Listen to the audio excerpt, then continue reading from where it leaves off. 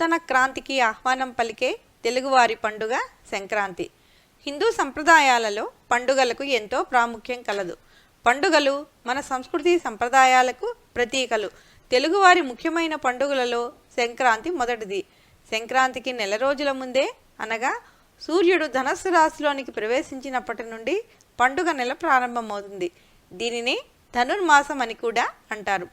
ధనుర్మాసం నెల రోజుల పాటు వైష్ణవాలయాల్లో ప్రతిరోజు తెల్లవారుజామున తిరుప్పావై వైభవంగా జరుగుతుంది. ఆలయాల్లో దేవునికి కట్టె పొంగల్ని ప్రసాదంగా నివేదిస్తారు. దీని వెనుక ఒక ఆరోగ్య సూత్రం కూడా ఇమిడి ఉంది. శీతాకాలం చలి ప్రభావానికి మిరియాలతో చేసిన కట్టె పొంగలి మంచి విరుగుడు.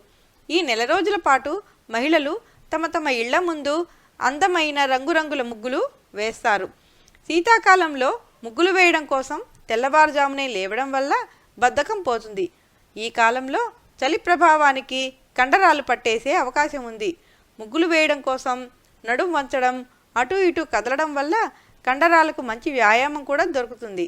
అంతేకాదు, ఇంటి ముందు గోమయంతో అలికి అందంగా ముచ్చటైన గీతలతో ముగ్గులు వేయడం వలన దుష్టశక్తులు కూడా లోనికి ప్రవేశించకుండా అరికట్టవచ్చు.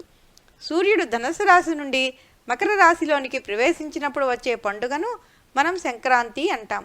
హిందూ దేశ సంస్కృతిని ప్రతిబింబించే విధంగా భోగభాగ్యాలతో సిరి సంపదలను కురిపిస్తూ కొత్త కాంతులను వెదజల్లుతూ కొత్త ధాన్యాలు ఇంటికి చేరుకునే వేళ ప్రతి ఇంట ఎంతో శోభాయమానంగా జరుపుకునే పండుగ సంక్రాంతి. సంక్రాంతి పండుగను మనం 3 రోజుల పాటు జరుపుకోవడం ఆనవాయితీగా వస్తోంది. మొదటి రోజు భోగి పండుగ. భోగి రోజున పెద్దలు పిన్నలు అందరూ వేకువజామున నిద్రలేచి కొన్ని రోజులుగా సేకరించి బాగా ఎండబెట్టి ఉంచిన తాటి ఆకులు, పిచ్చి మొక్కలు వేసి భోగి మంటను వేస్తారు. అంతేకాదు, ఈ భోగి మంటల్లో ఇంట్లో పనికిరాని పాత వస్తువులు వేస్తే భోగి పీడ పోతుందని అంటారు. కుటుంబమంతా ఈ భోగి మంటల చుట్టూ చేరి చలి కాచుకుంటూ భోగి పీడను వదిలించుకోవడం అనాదిగా వస్తున్న ఆచారం. ఆ తరువాత తలంటు స్నానం చేసి నూతన వస్త్రములు ధరించి భోగి దోశలు తిని గారెలు, బూరెలు, పులిహోర, అరిసెలు, జంతికలు, పప్పు బిళ్ళలు వంటి రకరకాల పిండి వంటలు చేసుకొని బంధుమిత్రులతో కలిసి భోజనం చేస్తారు. సాయంత్రం ఆనవాయితీ ఉన్నవారు తమ తమ ఇళ్లల్లో గౌరీదేవి రూపంలో గొబ్బెమ్మను పెట్టుకొని పూజ చేసుకుని ముత్తైదువులకు తాంబూలాలు ఇస్తారు. 3 సంవత్సరాల లోపు వయసు ఉన్న చిన్నపిల్లలకు దృష్టి దోషాలు పోగొట్టేటందుకు గాను భోగి పండ్లు పోస్తారు.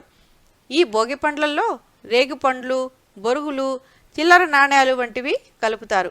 భోగి రోజు సాయంత్రంగా ముఖ్యంగా వైష్ణవాలయాల్లో శ్రీ గోదాదేవి రంగనాథుల కళ్యాణం అత్యంత వైభవంగా జరుగుతుంది. తమిళనాడులో సంక్రాంతి పండుగకు ఈ రోజు నుండి బొమ్మల కొలువును కూడా పెడతారు. ఈ విధంగా భోగభాగ్యాలతో విలసిల్లాలని కోరుకుంటూ ఆనందోత్సాహాలతో భోగి పండుగను జరుపుకొని మరుసటి రోజు సంక్రాంతి పండుగ కోసం అందరూ సిద్ధమవుతారు.